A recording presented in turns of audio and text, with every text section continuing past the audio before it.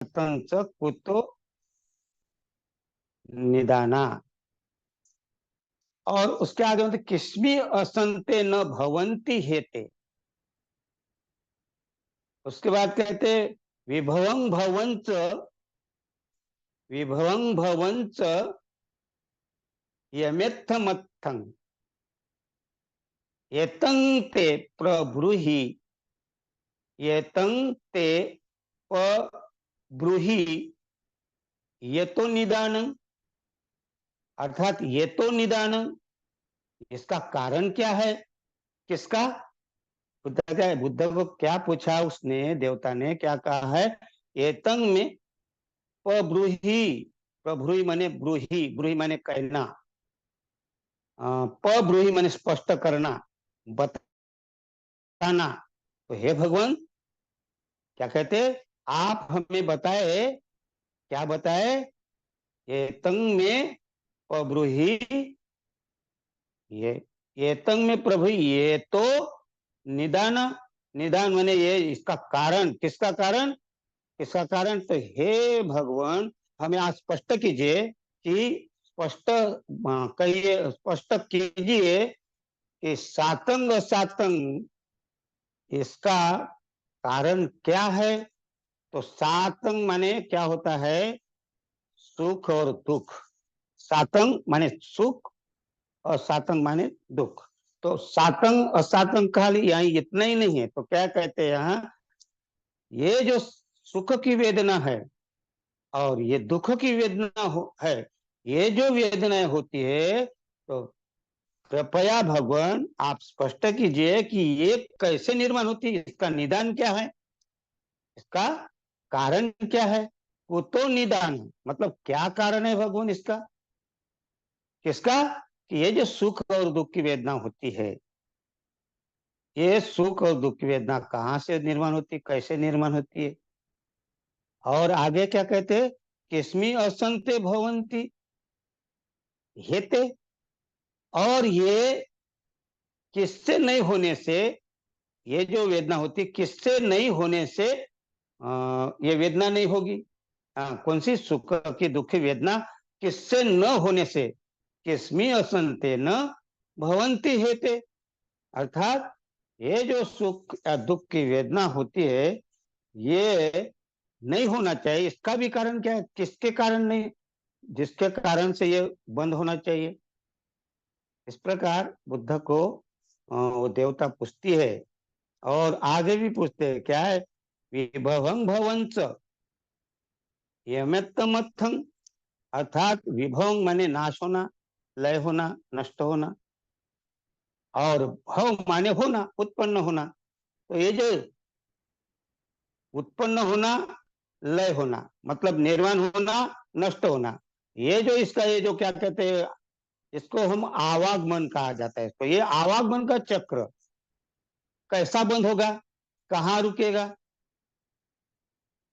और ये कृपया आप बताइए, स्पष्ट करिए भगवान, इसका कारण क्या है, स्पष्ट कीजिए। ये तंग में पब्रूहि ये तो निदानंग। अर्थात कहाँ से, कैसा, क्या कारण है इसका कि ये जब बंद हो जाएगा या रुक जाएगा, या ये भव और जन्म मरण का जो चक्कर है, जिसको आवागमन कहते हैं हम लोग, हमारे बोलचाल भाषा में इसको आवागमन कहते हैं। अर्थात विभवं भवं, विभवं भवं, अर्थात भव और विभव। यहाँ अर्थ होता है इसका न, जन्म होना और मरना, जन्म होना, मरना। तो बुद्ध ने उत्तर दिया उनका, यहाँ उत्तर देते बुद्ध क्या कहते हैं? फस्सा, क्या कहते हैं? फस्सा निदानम। क्या कहते? फस्स निदानं सातंग सातंच। क्या? फस्स, फस्स निदानं, फस्सा, फस्सा निदानं सातंग सातंच। अर्थात यहाँ क्या कह रहे हैं बुद्ध, बता रहे सातंग असातंग, यानी जो वेदना होती है, सुख की या दुख की वेदना जो होती है, ये कहाँ से निर्माण होती है? तो ये निर्माण होती है स्पर्श से। फस्सा माने, फस्स माने स्पर्श, और स्पर्श का अर्थ क्या होता है? इसलिए मैंने कहा कि स्पर्श कहाँ से होता है। और ये जो गाथा अभी इनके पहले कही थी इन्होंने, कुंभु पुमं कायमिमं विदित्वा, है ना। कुंभु माने घड़ा, घड़ा माने शरीर, और ये शरीर को ही स्पर्श होता है कि नहीं? तो शरीर को स्पर्श होने से वेदना होती है ना। शरीर को स्पर्श होने से, मैंने स्पर्श, फस्स, फस्सा निदान, इसका कारण है स्पर्श। सुख वेदना हो या दुख वेदना हो, ये जो वेदना का कारण है क्या है? स्पर्श है। और स्पर्श नहीं होता तो वेदना नहीं होती। तो उन्होंने बुद्ध को पूछा ना कि नाश और विनाश का कारण क्या है, नष्ट होना है, तो इसका स्पर्श का होना, ये वेदना का होना। तो स्पर्श ही नहीं होगा तो वेदना नहीं होगा। तो स्पर्श नहीं होगा मतलब रूप नहीं होगा, रूप, इसको कहते हैं रूप। तो रूप ही नहीं होगा, शरीर ही नहीं होगा, तो वेदना नहीं होगी। तो देखिए कैसा बुद्ध ने यहाँ कहा है। तो आगे और इसका उत्तर देते हैं, क्या कहते हैं कि फस्सोनु लोकस्मि कुतो निदानो। मैं इसका एक साथ बता देता हूँ, फिर आपको बताऊंगा इसका क्या होता है। तो फस्सोनु, फिर वो देवता पूछती है फस्सोनु, फस्सोनु मतलब फस्सोनु लोकस्मि, लोकस्मि माने संसार में। ये जो स्पर्श कह रहे आप, स्पर्श से वेदना होती कहते, तो ये स्पर्श कहाँ से निर्माण होता है? तो स्पर्श निर्माण होने के लिए क्या है? तो स्पर्श का वो कहते फस्सोनु लोकस्मि कुतो निदानो। तो ये जो स्पर्श का कारण क्या है, कहाँ से निर्माण होता है स्पर्श? हाँ, तो यहाँ भी बुद्ध ने क्या पूछा, बुद्ध को पूछा फिर क्या, परिग्रह चापी कुतो पहुता, है ना। फिर यहाँ और पूछते हैं कि ये क्या कहते हैं यहाँ, परिग्रह माने परिग्रह करना, यानी परिग्रह करते हैं हम लोग, जो भी चीजें है हम ग्रहण करते हैं, तो ये काय से माध्यम से करते हैं, अपन बाद में देखेंगे। तो ये कहाँ से निर्माण होता है, इसका भी कारण क्या है परिग्रह करना। इस प्रकार बुद्ध को वो देवता और पूछते हैं तो इसका कारण क्या है। फिर और आगे पूछते, किस्मी असंते, किस्मी असंते ममत्वमथि, अर्थात ये जो ममत्व स्नेह, जो हमारा प्रेम, स्नेह ममता जिसको हम कहते हैं, ये कहाँ से निर्माण होती है, इसका भी कारण बताइए। और फिर और कहते हैं किस्मी विभूते, इसमें विभूते न फुसंती फस्सा, तो इसका भी निर्माण हो, कैसा नहीं होगा निर्माण, इसका ये जो फस माने ये स्पर्श भी निर्माण नहीं होगा, इसका भी कारण बताए कि ये स्पर्श कैसा नष्ट हो जाएगा, किससे नष्ट हो जाएगा। तो इसीलिए आगे कहा है, क्या कहा है, नामंच रूपंच, बुद्ध कहते हैं नामंच रूपंच, अर्थात क्या कहते हैं, नाम और रूप, है ना। और ये इसका कारण है, बोलते किसका, स्पर्श का कारण, है ना। तो नाम रूप का अर्थ क्या हो गया यहाँ भी, तो नाम माने जो चार घटक होते नाम के, जिसको हम कहते, क्या कहते, जिसको हम रूप चार घटक से बना है और नाम चार घटक से बना है। जिसको हम चार नाम माने उसको कहते हैं हम मन, या हम उसको विज्ञान भी कहते हैं, या हम उसको चित्त भी कहते हैं। तो ये नाम अर्थात चार घटक से बना है। तो पहला घटक है वेदना, दूसरा है संज्ञा, तीसरा है चेतना, और चौथा है विज्ञान, है ना। तो यहाँ क्या है, वेदना, संज्ञा, चेतना और विज्ञान। कभी कभी मैं चेतना इसलिए कहा, कभी कभी हाँ, आपको कंफ्यूजन हो सकता है कि अरे ये कहाँ से आ गया चेतना, और यह स्पर्श जो शब्द आया है यहाँ, तो ये जो पंचस्कंद कहा जाता है इसको, और दूसरे भाषा में अभिधम्म के भाषा में इसको इसको कहते हैं स्पर्श। और उसके बाद में आता है मनस्कार, उसके बाद आता है वेदना, उसके बाद में आता है चेतना। हाँ, तो इस प्रकार इनका अलग अलग नाम होता है, लेकिन यहाँ हमें समझना है कि स्पर्श माने रूप। अब क्या है, स्पर्श माने रूप नहीं होता है, और ये रूप जो है, हमारा शरीर जो है, ये रूप है, ये 4 महाभूतों से बना हुआ है। 4 घटक, जिसको 4 घटक कहते हैं हम। हाँ, कौन से 4 घटक है? पृथ्वी, जल, अग्नि और वायु। ये 4 घटक से ये रूप बना है। और ये रूप में जो 4 घटक है विज्ञान के, मन के, तो उसको वेदना, संज्ञा, संस्कार और विज्ञान, तो ये 4 घटक से 8 घटक से शरीर बना हुआ है। और इस 8 घटक के शरीर को ही क्या कहते हैं? नाम और रूप, है ना। तो ये नाम रूप जो है, जिसको हम कहते हैं, कभी कभी इसको पंचस्कंध कहते हैं हम। तो अगर हम सूत्र पिटक के भाषा में अगर इसको कहा, तो सूत्र पिटक के भाषा में इसको हम नाम रूप कहते हैं। लेकिन अभिधम्म पिटक के भाषा में अगर कहा इसको, तो पंचस्कंद कहते हैं।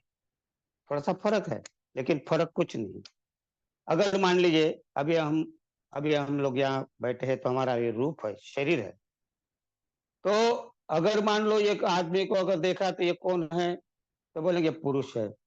अगर वहां एक स्त्री है तो ये स्त्री है, ये लड़की है, ये लड़का है ना, ये औरत है, ये आदमी है, ये हम लोग बताएंगे। तो ये सूत्र पिटक की भाषा हो गई। लेकिन अभी तो मैं पिटक के भाषा में उनके सामने वो ना पुरुष है ना स्त्री है, वो पंचस्कंद है। ये फर्क है थोड़ा सा। तो इसलिए नाम रूप बोलिए या पंचस्कंद बोलिए, तो यहाँ क्या है? रूप, नाम रूप जिसको हम कहते हैं। तो नाम रूप का अर्थ होता है कि पंचस्कंध, और पंचस्कंध मैंने यहाँ कहा है। तो यहाँ जो आपने गाथा कही अभी, धर्ममित्र ने, धर्ममित्र ईवीएस ने गाथा कही ना, कुंभु पमंग, पमंग मैंने उपमा दी है उसके जैसा। किसके जैसा? घड़े के जैसा। तो ये शरीर को जान, तो ये रूप है घड़े के समान। घड़े को जैसा आकार दिया तो उसको घड़ा कहते हैं। और ये शरीर अपन इसको शरीर कहते हैं, या पुरुष कहते हैं, या स्त्री कहते हैं, आदमी कहते हैं, मनुष्य कहते हैं। तो लेकिन यहाँ क्या कहते हैं? यहाँ आगे क्या कहते हैं? सुख और दुख की जो वेदना होती है, तो स्पर्श के कारण होती है। तो स्पर्श कैसा होता है? अब स्पर्श समझना अपने को जरूरी है।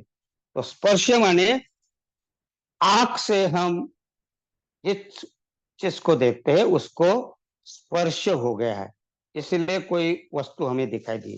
जैसे कि अभी ये पेन है, ये पेन रूप है ना।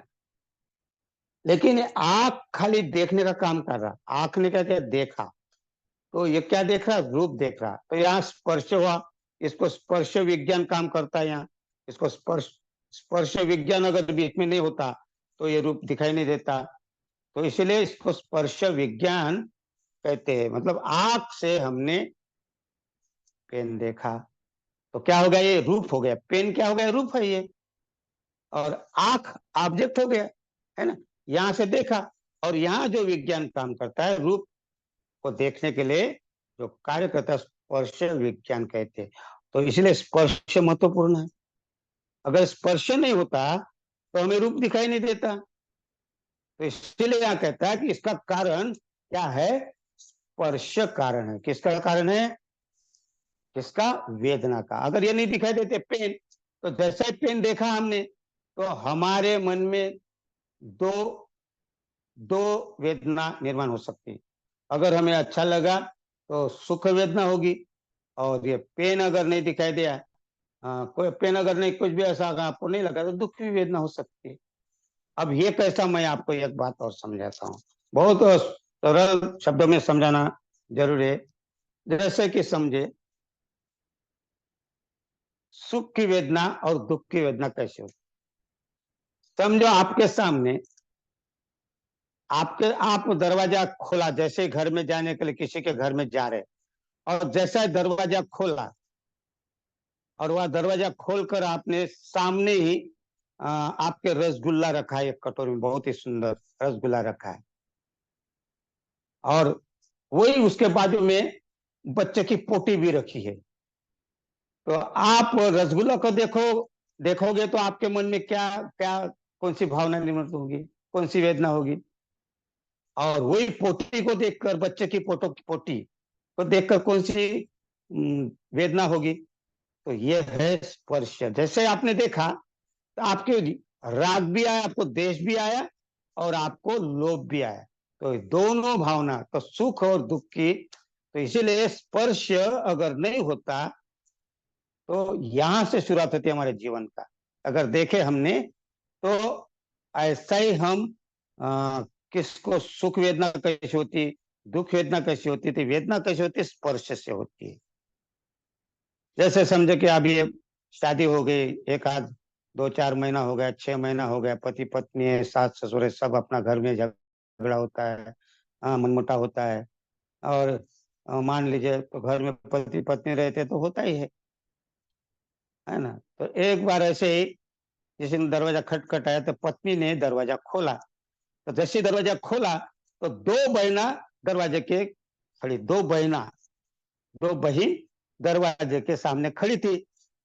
तो उनमें से एक बहन वो पत्नी की बहन थी और दूसरी जो बहन थी उसके आदमी की बहन थी। तो अब उनके मन में कैसी वेदना होगी वहां, अपने बहन को देखो तो उसको लगे गला मिल जाऊं, गले मिल जाऊं, और पति की बहन दिखे तो गला घोट दूं, उसका गला दबा दूं। तो इस प्रकार वेदना देखी कैसी होती है, इसको कहते हैं स्पर्श हुआ, वेदना हुई। तो इसीलिए इसको जानना है हमें कि स्पर्श वो बुरा भी होता है, वेदना बुरी भी होती है, दुखद भी होती है और सुखद भी होती है। इसलिए बुद्ध यहाँ कहते हैं फस्सा निदानानि, है ना। फस्स निदानं सातंग और सातंग, अर्थात सुख की वेदना और दुख की वेदना जो होती है ये स्पर्श से होती है। और स्पर्श आपको आंखों से हो सकता है, स्पर्श आपको कानों से होता है। कानों में अगर आप सुने, अच्छे शब्द सुने या गलत शब्द सुने तो यहाँ स्पर्श हो रहा है। नाक से स्पर्श हुआ, गंध का दुर्गंध भी हो सकता है और सुगंध भी होता है। लेकिन यहाँ सुगंध अगर आ गया तो वेदना कौन सी होगी, और दुखद वेदना हो सकती है, सुखद वेदना होती है। अगर आप जीभ से कोई चखते हैं कुछ चीज तो वहां आपको सुख वेदना होती है और दुख वेदना होती है। और जैसे ही है तो उसके बाद में अगर आप मन में विचार करते हैं, मतलब मन की वेदना विचार करना। तो अब विचार करने के लिए क्या होता है, अभी जैसे ही आपने दरवाजा खोला पत्नी ने तो दो बहना दिखाई दी। उनमें से उनके मन में जो आई, देखिए बात यहाँ देखिए अभी क्या होता है, उन्होंने नाम दिया ये मेरी बहन।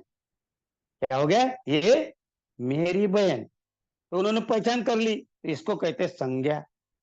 इसको क्या कहते हैं, संज्ञा। क्योंकि उसने पहचान ली कि ये कौन है, ये मेरी बहन है। और फिर उन्होंने दूसरी भी बहन देखी, वो भी संज्ञा है। वो संज्ञा में देखे क्या फर्क हुआ अभी, तो उसने दूसरे की बहन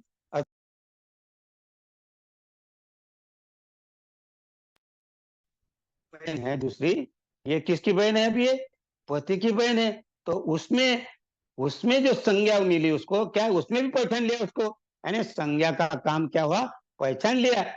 तो पहचान लिया तो वो रिएक्शन जैसे होता है, रिएक्शन हुआ, ये मेरी बहन है तो इसको खुशी हो गई, खुशी हुई करके उसको लगा कि इसको गले मिलूं। तो ये जो भावना निर्माण हुई इसके, ये है चेतना। और इसी को कहते संस्कार, इसी को कहते हैं कर्म। तो चेतना माने कर्म या संस्कार, ये तीनों एक साथ, इसलिए चेतना शब्द कहा मैंने। तो चेतना क्या निर्माण होती है कि इस गले में, और दूसरी वही चेतना ज्ञान भेद करता है। यहाँ क्या कहता है, विज्ञान जो है वो भेद करता है कि ये तेरी बहन है और ये तेरी नहीं बहन।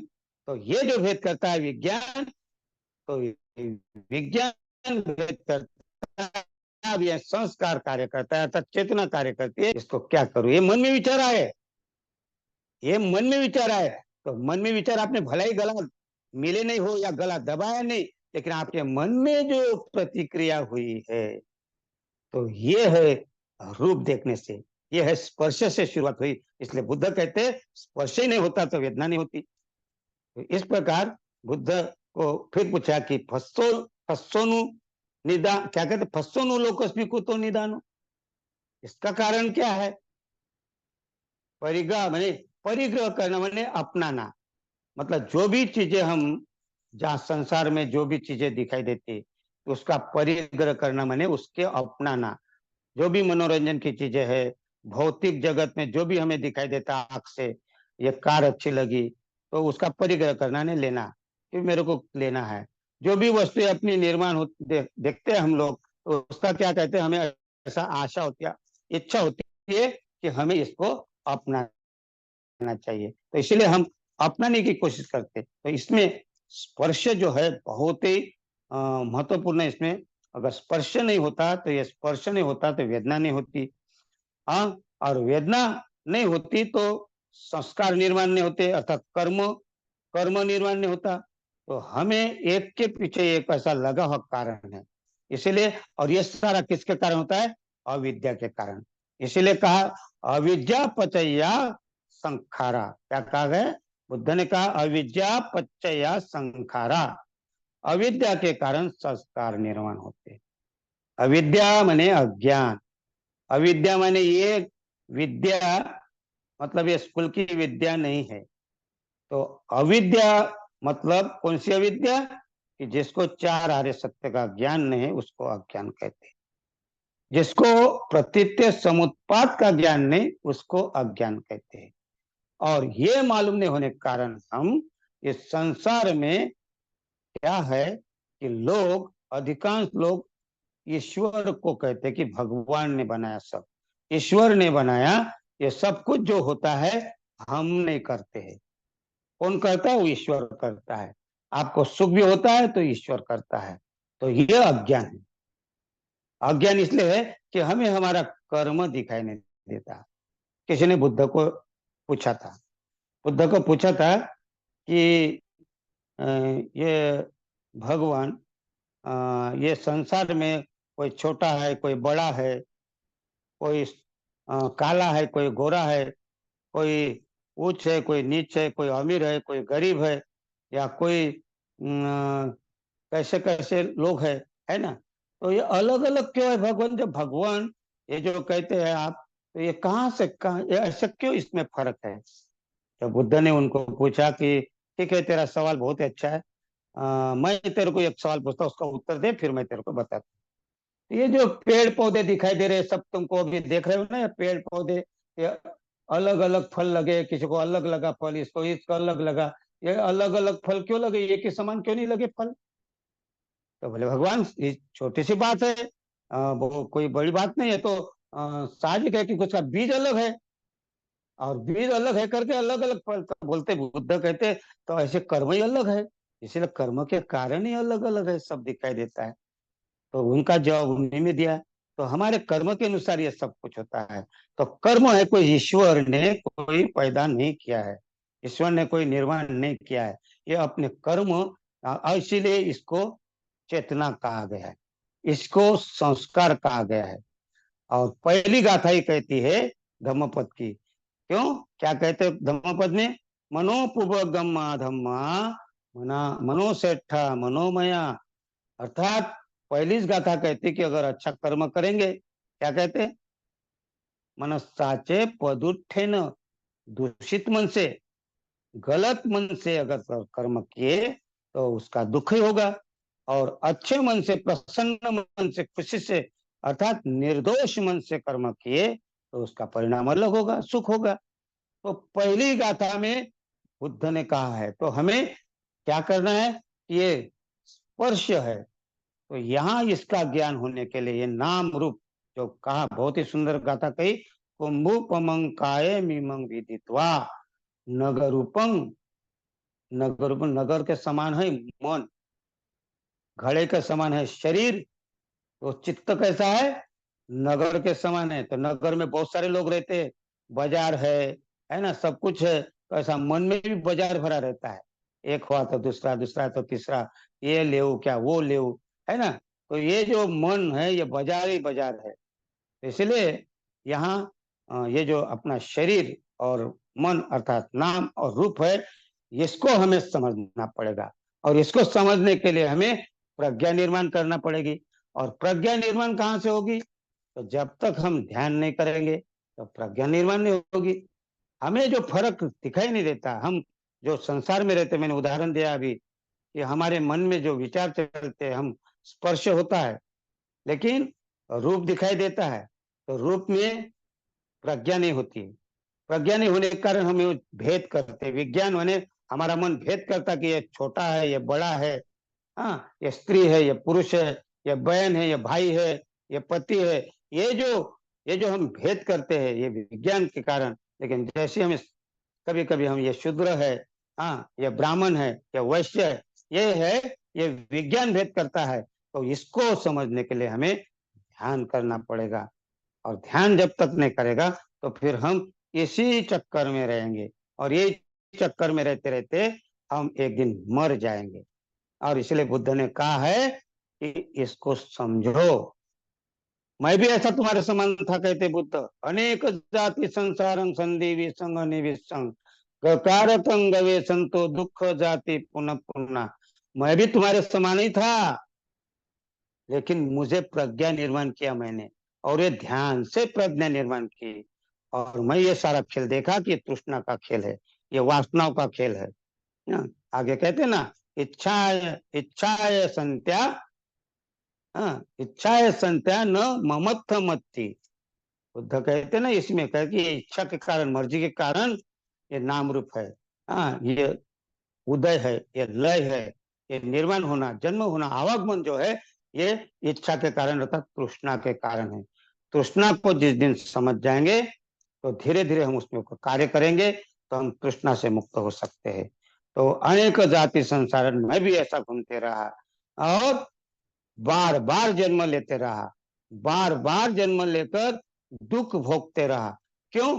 कि मैं भी आप ही के समान ऐसा ही था। लेकिन मैंने जिस दिन प्रज्ञा निर्माण हुई तो मैं उस पर कार्य किया, और धीरे धीरे धीरे धीरे ये सारा मेरा जो आवागमन का चक्कर है वो नष्ट हो गया। तो हमें ऐसी प्रज्ञा निर्माण करना पड़ेगा, और जिस दिन हम प्रज्ञा निर्माण करेंगे तो अब समझे कि हम निर्वाण की तरफ जा रहे हैं। या और आगे हम चालू रखेंगे, क्योंकि अभी पूर्ण हुआ नहीं है।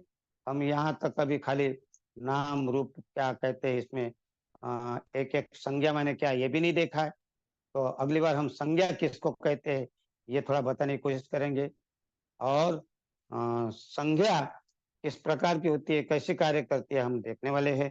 क्योंकि वेदना का अगर हम सुख और दुख ना वेदना होती है तो स्पर्श से होती है। तो यहाँ पंचस्कंद कार्य जरूर करता है, लेकिन हम एक एक का देखने की कोशिश करेंगे। तो आपने सुना, आपके अंतर्मन को मैं प्रणाम करता हूँ और यहीं रुकता हूँ। सबको मैं